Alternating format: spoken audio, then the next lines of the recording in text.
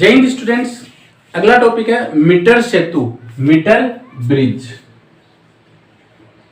Metre सेतु जिसको हम बोलेंगे मीटर ब्रिज। देखिए स्टूडेंट्स, अगर ये टॉपिक एग्जाम में आता है तो 1 मार्क्स का इसका डायग्राम आएगा।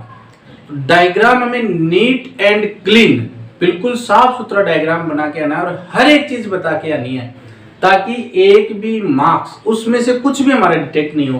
क्योंकि डायग्राम का अगर मार्क्स हम खो रहे हैं, इसका मतलब हमारी कहीं ना कहीं लापरवाही है। मेहनत तो हमने की है, लेकिन लापरवाही है कि हमने डायग्राम पे नहीं ध्यान दिया। तो डायग्राम बिल्कुल क्लियर होना चाहिए। सबसे पहले तो मीटर ब्रिज किस सिद्धांत पे, किस प्रिंसिपल पे काम करता है? तो मीटर ब्रिज जो है वो व्हीटस्टोन सेतु या ब्रिज पर के सिद्धांत पर कार्य करता है, जिसका व्हीटस्टोन ब्रिज से हम क्या करते हैं, अज्ञात मान का प्रतिरोध हम ज्ञात कर सकते हैं। We can find the value of unknown resistance.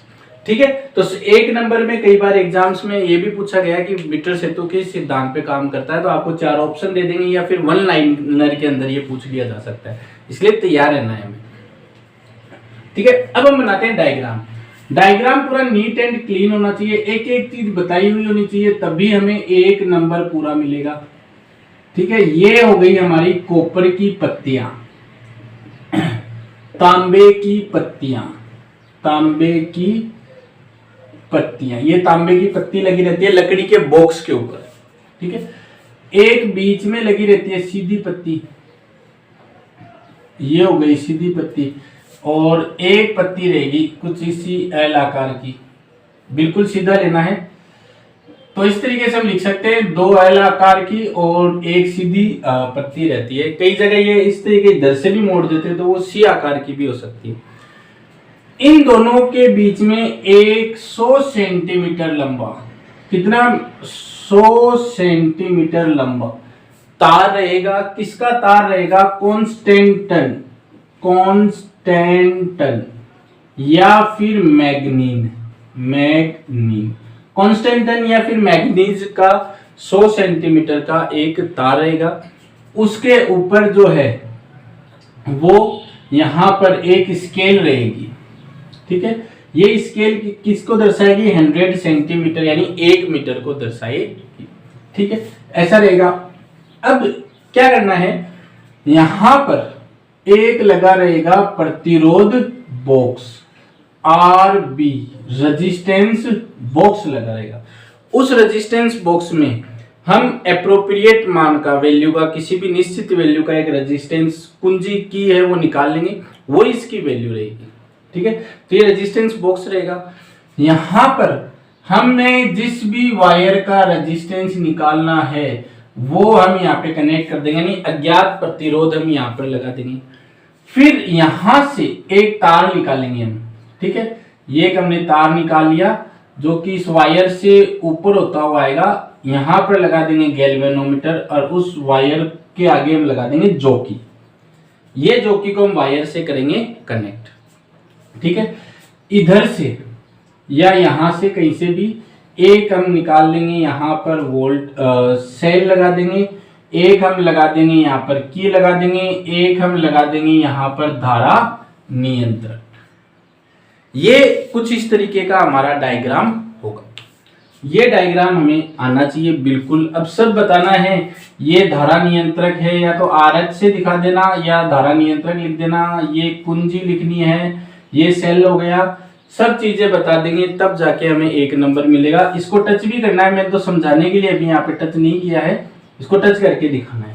ठीक है, यहाँ पे कुछ इस तरीके से ऐसे लाइनें ड्रॉ कर देना ताकि लगे कि ये स्केल बनी हुई है। ये सारी चीजें बता दोगे, 1 नंबर हमारा फिक्स हो जाएगा। 1 नंबर हमने यहीं पर ही कमा लिया।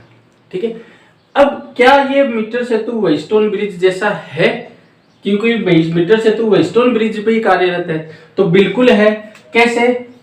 जैसे ही हमने इसको यहाँ पर टच किया तो ये दोनों कौन से क्रम में हो जाएंगे? समांतर क्रम में हो जाएंगे।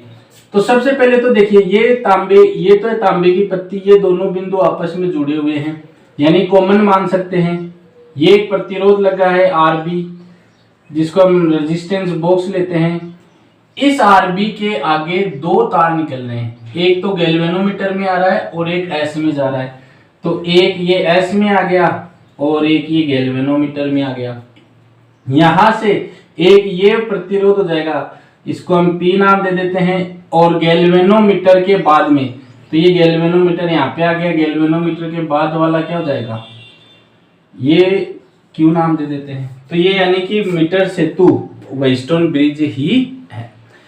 अब एक फॉर्मूला हमने पढ़ रखा हुआ है, आर प्रतिरोध होता है रो एल अपॉन ए।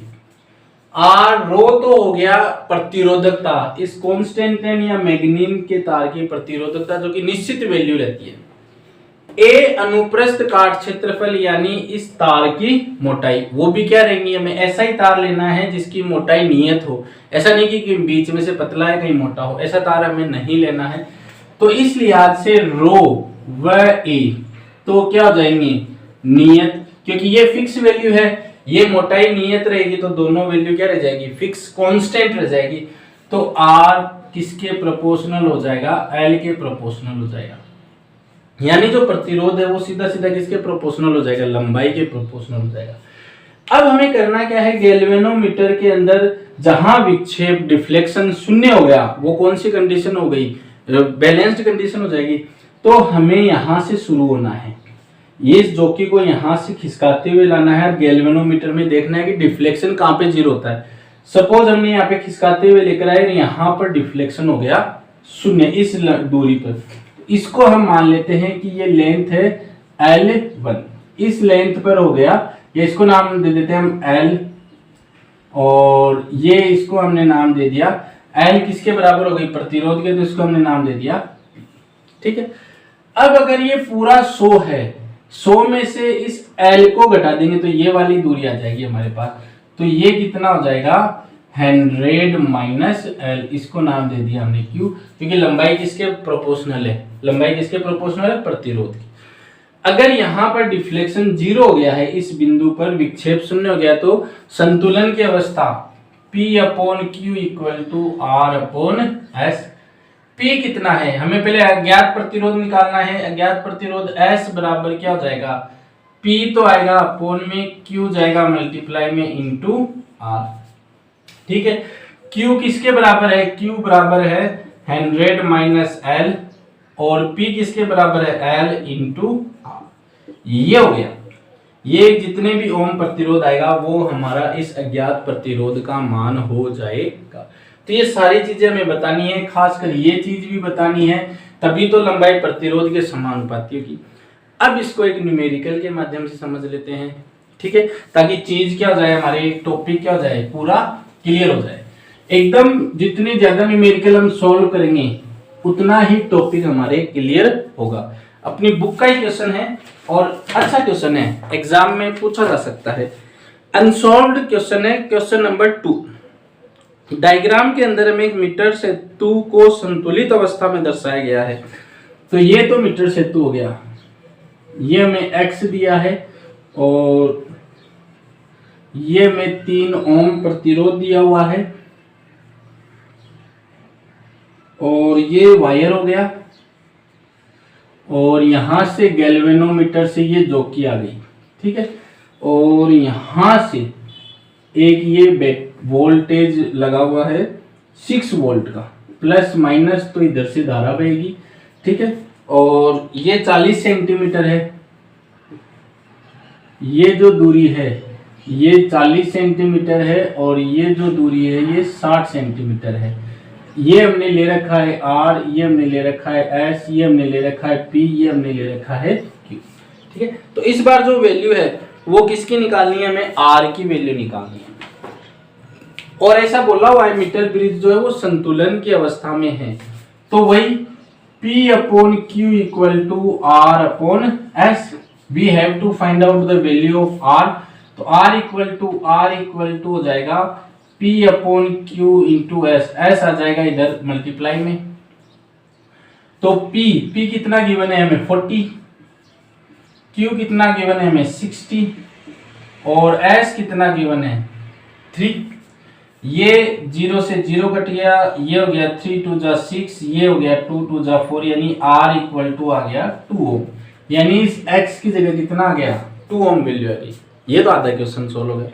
अब इसमें ये भी पूछ रहा है, अगली जो चीज पूछ रहा है वो प्रवाहित विद्युत धारा का मान भी हमें ज्ञात करना है कि इस परिपथ में जो ये I है ये कितना है। तो देखिए फिर से हम इस डायग्राम को ड्रॉ करते हैं। इसमें धारा बहेगी नहीं, इसमें तो इसको हटा देते हैं। ये 2 ओम हो गया, ये 3 ओम हो गया, और ये 40 हो गया, और ये हो गया 60, ठीक है, और ये हो गया 10। क्योंकि वायर जो है, वायर की लेंथ है वो प्रतिरोध के समानुपाती है।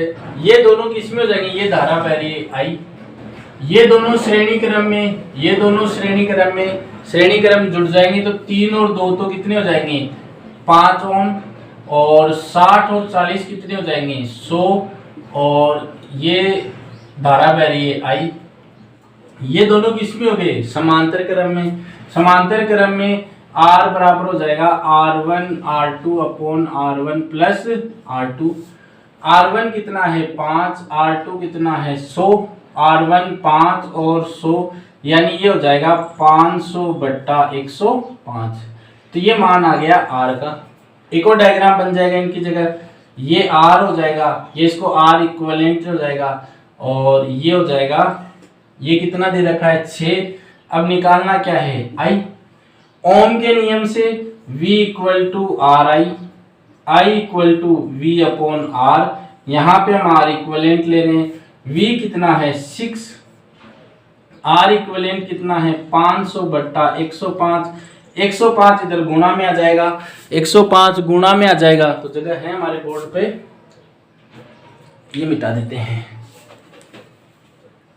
तो I बराबर हो जाएगा 105 इधर गुणा में आ जाएगा, तो 6 बट्टा 500 गुणा 105, ये हो जाएगा।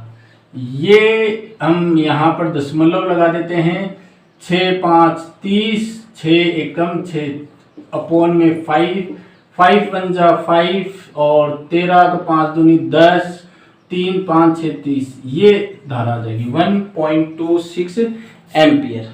ये आंसर हो जाएगा।